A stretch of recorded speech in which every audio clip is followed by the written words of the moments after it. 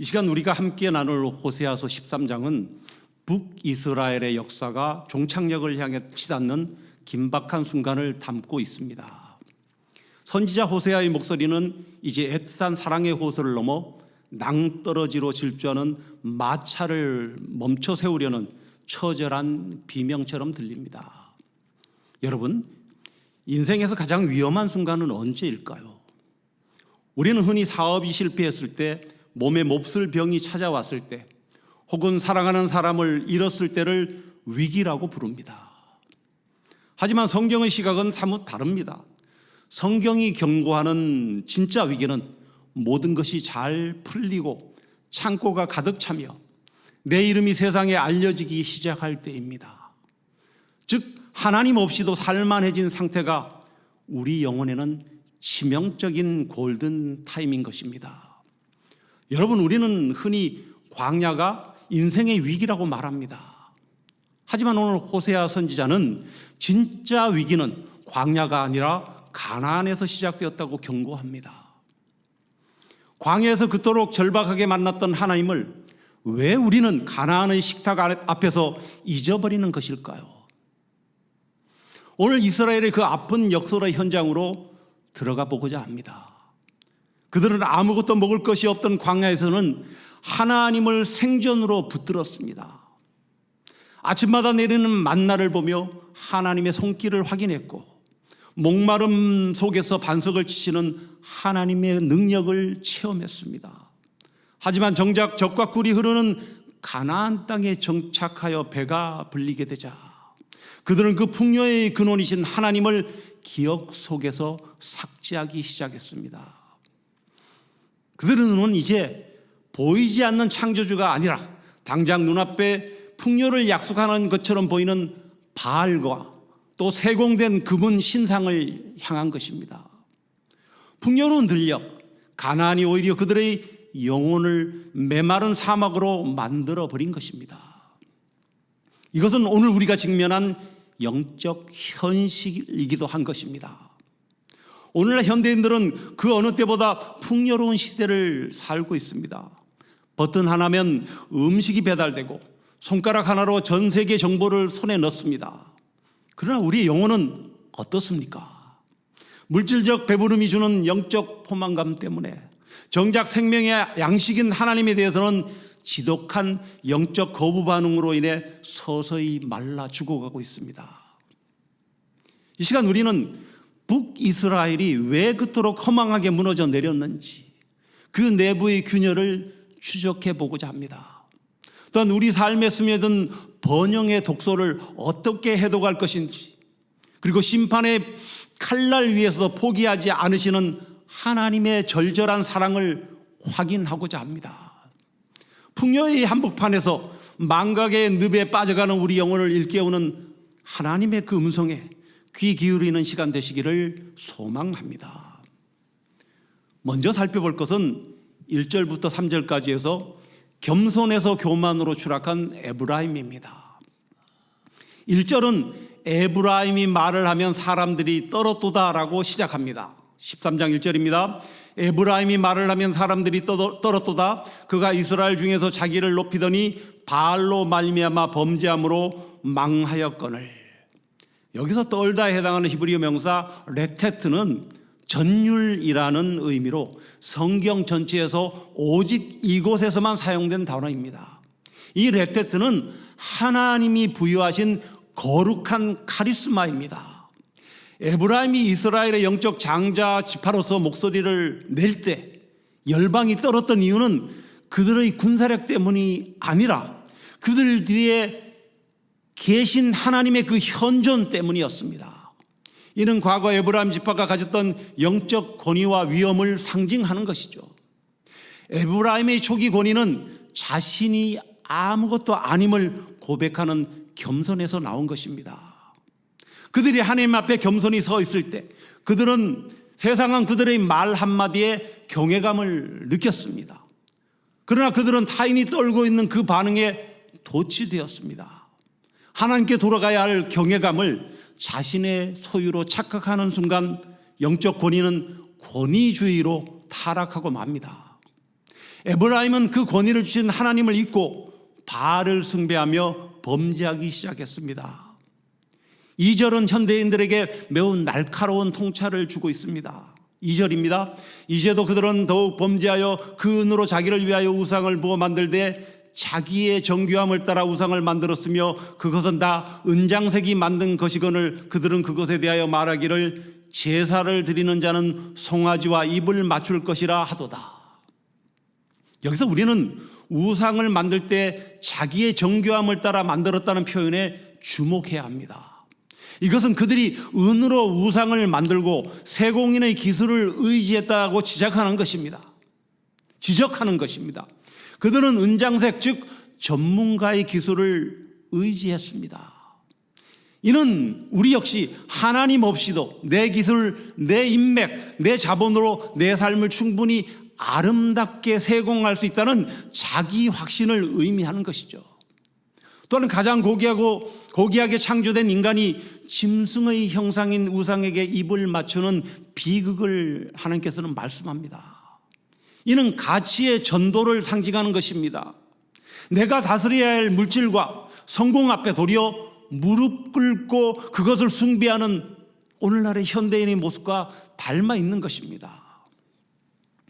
영국의 역사학자 아놀드 토인비는 문명은 외부의 침략보다 내부의 자살로 망한다고 했습니다.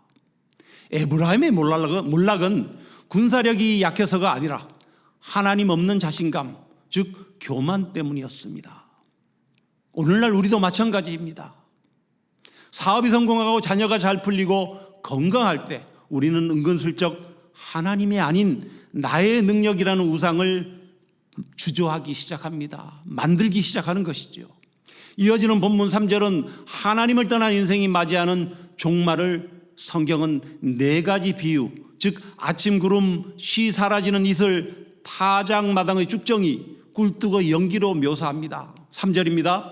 이러므로 그들은 아침 구름 같으며 쉬 사라지는 이슬 같으며 타작마당에서 광풍에 날리는 쭉정이 같으며 꿀등에서 나가는 연기 같으리라. 이 비유들의 공통점은 무엇이겠습니까? 바로 무게감이 결여된 것입니다. 무게감이 없는 것입니다. 실체는 화려해 보이지만 바람 한 번에 날아갈 허무한 것들입니다. 먼저 아침 구름은 화려해 보이지만 해가 뜨면 곧바로 흔적도 없이 증발하는 그 가변성을 말씀하는 겁니다. 또한 쉬 사라지는 이슬은 겉만 적시고 속까지 변화시키지 못하는 가식을, 타작마당의 쭉정이는 겉모양은 알곡과 같지만 속 알맹이는 본질이 없는 허구성을, 그리고 꿀뜨거 연기는 하늘 높이 치솟아 세상을 덮을 듯하지만 바람에 흩어지는 무력함을 말씀합니다. 이 4가지는 모두 성령 혹은 심판이라는 바람이 불어올 때 버티지 못하는 것들입니다. 하나님 없는 성공은 쌓아 올릴 때는 대단해 보이지만 하나님의 시간이 되면 그 무게가 0, 곧 제로로 귀결된다는 엄중한 경고인 것입니다. 이처럼 에브라임은 외부의 적에게 패배하기 전에 이미 내부적으로 교만이라는 독에 중독되어 스스로 무너지고 있었습니다. 교만은 하나님의 은혜가 머물지 못하게 하는 영적 경사로와 같습니다. 그렇다면 지금 나의 말에는 레테트, 거룩한 떨림이 있습니까? 아니면 사람을 억누르는 교만이 있습니까? 쭉정이는 바람에 날아가는 것으로 자신의 가벼움을 증명합니다. 환란의 바람이 불 때 내가 날아가지 않으려면 내 안에 말씀과 성령이라는 실체를 채워야 하는 것입니다. 두 번째로 살펴볼 것은 4절부터 8절에서 결핍의 은혜와 풍요의 저주입니다. 4절에서 하나님은 굳이 애굽 땅에 있을 때부터라는 그 시점을 강조하십니다. 4절입니다. 그러나 애굽 땅에 있을 때부터 나는 내 하나님 여호와라. 나밖에 내가 다른 신을 알지 말 것이라. 나 외에는 구원자가 없느니라. 이는 이스라엘이라는 민족의 정체성이 하나님의 구원으로부터 시작되었음을 상기시키는 것입니다. 여기서 나밖에 다른 신을 알지 말라는 명령은 하나님의 독점욕이 아니라 진리 자체가 하나뿐이라는 선언인 것입니다. 신약의 예수께서도 요한복음 14장 6절에서 내가 곧 길이요 진리요 생명이니 나로 말미암지 않고는 아버지께로 올 자가 없느니라 라고 말씀하신 이 말씀에서 나로 말미암지 않고는 이라는 말씀은 구원의 길은 여러 갈래가 아니라 오직 생명의 근원이신 하나님 한 분뿐이라는 사실을 재확인하는 것입니다. 또한 내가 다른 신을 알지 말 것이라 해서 이 알다의 히브리어 야다, 우리가 여러 번 살펴봤는데 이 야다는 지식적 이해가 아닌 경험적 관계를 뜻하는 것입니다. 즉 너희의 생존을 책임지고 너희를 사지에서 건져낸 존재는 오직 하나님 나뿐이었음을 내 온몸 이미 경험하여 기억하지 않았느냐는 그 절규에 가까운 호소인 것이죠. 5절에서 하나님은 이스라엘을 마른 땅 광야에서 아셨다고 합니다. 광야는 히브리어로 미드바르이며 이는 말씀 즉 다바르만이 들리는 곳이라는 의미도 내포합니다. 아무것도 없는 광야에서 하나님 말씀만이 들리는 것이죠. 광야에서 이스라엘은 매일 아침 만나를 기다리며 하늘을 바라보았습니다. 그때 그들은 가장 가난했으나 영적으로는 가장 민감했습니다. 왜냐하면 하나님 외에는 대안이 없었기 때문입니다. 그러나 6절의 먹여준 대로 배가 불렀고라는 표현은 비극의 서막이 시작된 것입니다. 6절입니다. 그들이 먹여준 대로 배가 불렀고 배가 부르니 그들의 마음이 교만하여 이로 말미암아 나를 잊었느니라. 하나님의 은혜가 당연한 권리가 되는 순간 감사는 사라지고 자기 만족이 들어앉습니다. 여기서 잊었느니라의 히브리어 동사는 샤카어인데요, 성경에서 잊어버린다는 것은 기억력의 저하가 아니라 의지적인 무시를 뜻하는 것입니다. 내 배를 채워준 손길을 기억하기보다 내 입에 가득한 음식의 맛에만 취해버린 상태입니다. 이것은 배가 부르면 인간은 하나님 없이도 살만하다는 치명적인 착각에 빠지게 됨을 말씀하는 것입니다.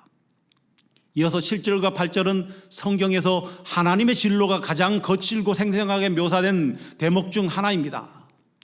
따뜻한 목자의 지팡이가 맹수의 발톱으로 변하는 충격적인 반전을 말하고 있는 것이죠. 7절에서 8절입니다. 그러므로 내가 그들에게 사자 같고 길가에서 기다리는 표범 같으니라. 내가 새끼 잃은 곰같이 그들을 만나 그의 염통꺼풀을 찢고 거기서 암사자같이 그들을 삼키리라. 들짐승이 그들을 찢으리라. 이것은 하나님께서 사자, 표범, 새끼 잃은 곰 등 세 종류의 짐승을 통하여 사자는 피할 수 없는 압도적인 힘의 심판을, 표범은 길가에서 기다리다 순식간에 덮치는 불시의 심판을, 그리고 새끼 잃은 곰은 자식을 빼앗긴 어미의 분노처럼 당신의 영광을 우상에게 빼앗긴 하나님의 거룩한 질투가 얼마나 맹렬한지를 보여주는 내용입니다. 또한 염통꺼풀을 찢는다는 말씀은 인간의 의지와 사랑이 담긴 그 중심부를 상징하는 염통, 즉 하나님을 잊고 교만으로 가득 찬 그들의 마음을 직접 타격하시겠다는 하나님의 의지인 것입니다. 호세아는 이스라엘의 타락 과정을 은혜, 풍요, 교만, 망각, 그리고 심판이라는 5단계로 요약하고 있습니다. 이스라엘의 이 비극은 광야가 아니라 가나안에서 시작되었습니다. 우리 역시 인생의 광야를 지날 때는 간절히 기도하지만 가나안 즉 성공, 안정, 성취에 들어서면 은근슬쩍 기도의 무릎을 펴니다. 내가 잘나서 이룬 성취인 것처럼 정교하게 자기를 치장하는 것이죠. 그러나 하나님이 사자와 곰처럼 변하신 이유는 그들을 완전히 멸절하시기 위함이 아니라 죽어버린 그들의 영적 감각을 찢어서라도 4절의 말씀처럼 다시 유일한 구원자를 기억하게 하려는 강렬한 사랑의 표현인 것입니다. 우리는 배부를 때 더욱 깨어 있어야 하며 우리의 배를 채워주시는 분이 누구인지를 날마다 고백하는 영적 기억력을 회복하라고 말씀합니다. 세 번째로 살펴볼 것은 9절부터 11절까지 해서 스스로 파멸하는 길과 유일한 도움의 길입니다. 9절, 10절, 11절은 우리의 유일한 소망은 내 고집을 꺾고 하나님의 도움 안으로 다시 항복하며 들어가는 것뿐임을 강조하고 있습니다. 9절의 히브리어 본문은 이스라엘의 멸망의 원인을 외부, 즉 아수르의 침공이 아닌 내부, 즉 하나님과의 관계 단절에서 찾습니다. 9절입니다. 이스라엘아, 내가 패망하였나니 이는 너를 도와주는 나를 대적함이니라. 여기서 대적하다는 표현은 하나님을 거역하여 스스로를 파괴했다는 뜻입니다. 하나님을 대적하는 것은 하늘을 향해 화살을 쏘는 것과 같습니다. 그 화살은 결국 쏜 자의 머리 위로 떨어집니다. 이스라엘이 하나님을 거역한 것은 하나님께 타격을 입힌 것이 아니라 자신들을 보호하던 유일한 방벽인 너를 도와주는 하나님을 스스로 철거한 영적 자살 행위였습니다. 나를 대적함이니라라는 구절은 단순히 명령을 어겼다는 뜻을 넘어 생명의 근원으로부터 스스로를 고립시켰다는, 다시 말해서 생명의 근원이신 하나님으로부터 떨어져 나갔음을 의미하는 말입니다. 또한 이스라엘은 위기 때마다 하나님이 아닌 인간 왕을 구했습니다. 10절입니다. 전에 내가 이르기를 내게 왕과 지도자들을 주소서 하였느니라. 내 모든 성읍에서 너를 구원할 자 곧 내 왕이 이제 어디 있으며 내 재판장들이 어디 있느냐. 이스라엘은 눈에 보이지 않는 하나님 대신 눈에 보이고 당장 칼을 휘두를 수 있는 인간 왕과 지도자를 구했습니다. 이것은 사무엘 시대부터 이어진 그들의 고질적인 불신앙이었습니다. 위기가 닥치자 하나님은 조롱하듯 물으십니다. 그토록 내가 신뢰하던 그 시스템, 내가 의지하던 권력자, 내가 쌓아올린 성읍들이 지금 어디 있느냐. 우리가 하나님보다 더 신뢰하는 이른바 돈, 인맥, 전문 지식과 같은 것들의 특징은 결정적인 생사의 갈림길에서 반드시 우리를 배신한다는 것입니다. 하나님의 이 질문을 통해 이스라엘이 붙들고 있던 것이 허상이었음을 폭로하시는 것입니다. 우리는 종종 내가 원하는 것을 주시지 않는 하나님께 불평하지만 때로 하나님이 주시는 가장 무서운 심판은 우리가 욕심내는 것을 그대로 허락하시는 것입니다. 그것이 우리를 망하게 할 독이 될 줄 아시면서도 말입니다. 11절은 성경에서 가장 두려운 구절 중의 하나입니다. 11절입니다. 내가 분노함으로 내게 왕을 주고 진노함으로 패하였노라. 하나님은 때로 우리가 고집 피우며 구하는 악한 것을 허락하심으로 심판하십니다. 이스라엘이 하나님을 왕 삼기 싫어할 때 하나님은 그들이 원하는 인간왕을 던져주셨습니다. 그러나 그 왕은 이스라엘을 구하는 것이 아니라 도리어 그들을 압제하고 패망으로 이끄는 도구가 되었습니다. 이것은 로마서 1장의 내버려 두심과 맥을 같이 하는 것입니다. 로마서 1장 24절에 그러므로 하나님께서 그들을 마음의 정욕대로 더러움에 내버려 두사 그들의 몸을 서로 욕되게 하게 하셨으니, 이는 내 마음의 정욕대로 살도록 하나님이 간섭하지 않으시는 상태, 즉 내 뜻대로 다 되는 상태가 사실은 하나님의 가장 극심한 진노의 결과일 수 있다는 것입니다. 이 말씀은 오늘날 현대인들이 추구하는 성공지상주의의 경종을 울립니다. 이를 경계하기 위하여 먼저 우리는 기도를 재점검해야 합니다. 기도의 응답이 항상 복은 아니라는 것입니다. 우리는 내 욕망이 관철되는 것을 응답이라 부르며 간증합니다. 하지만 호세아는 경고합니다. 그 응답이 하나님의 기쁨이 아닌 진노 중에 주신 것일 수도 있음을 분별해야 한다는 것입니다. 하나님이 막으실 때 그것이 나를 살리는 은혜임을 우리는 깨달아야만 합니다. 또한 시스템 우상주의에서 탈피해야 합니다. 이스라엘이 왕과 재판장을 구했듯 우리도 보험, 연금, 직장, 정치 세력 같은 시스템이 나를 구원할 것이라 믿습니다. 그러나 성경은 분명히 말합니다. 너를 도와주는 자, 즉 하나님 외에는 그 어떤 성읍도 우리를 영원히 보호할 수 없다는 것입니다.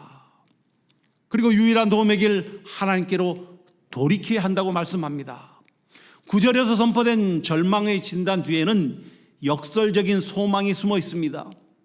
스스로 파괴한 인생이라 할지라도 다시 도와주는 나, 즉 하나님께로 돌이키기만 하면, 돌아서기만 하면 희생의 길이 열린다는 것입니다. 나의 왕관을 내려놓고 하나님의 통치를 인정하는 것, 그것이 파멸에서 벗어나는 유일한 비상구입니다. 마지막으로 살펴볼 것은 12절부터 16절까지 해서 사망의 권세를 깨트리는 소망입니다. 에브라임은 해산할 때가 되었으나 나오지 못하는 미련한 아이와 같다고 합니다. 12절 13절입니다. 에브라임의 불의가 봉함되었고 그 죄가 저장되었나니 해산하는 여인의 어려움이 그에게 임하리라. 그는 지혜 없는 자식이로다. 해산할 때가 되어도 그가 나오지 못하느니라.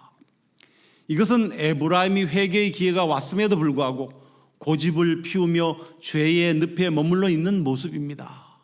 이는 과거의 습관이나 죄가 주는 익숙함에 머물러 있는 상태를 말하는 것이죠.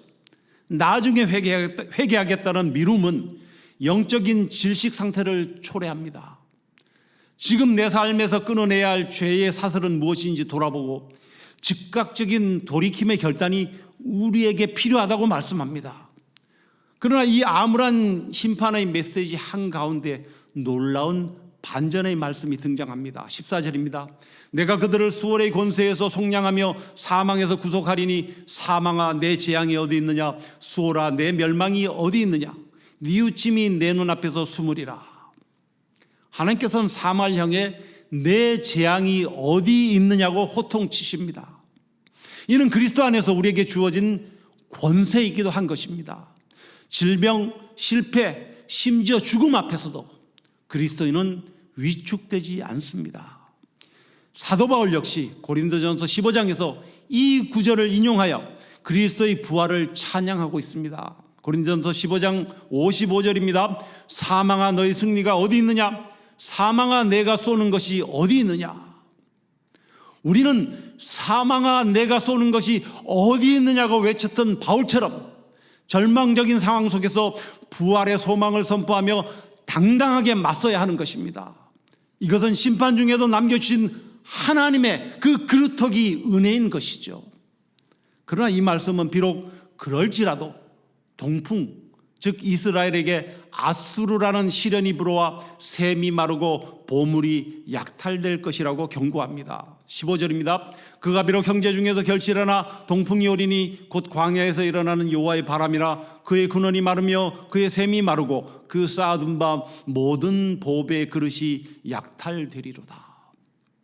우리 삶에도 건강, 재정, 관계의 샘이 마르는 동풍의 때가 옵니다.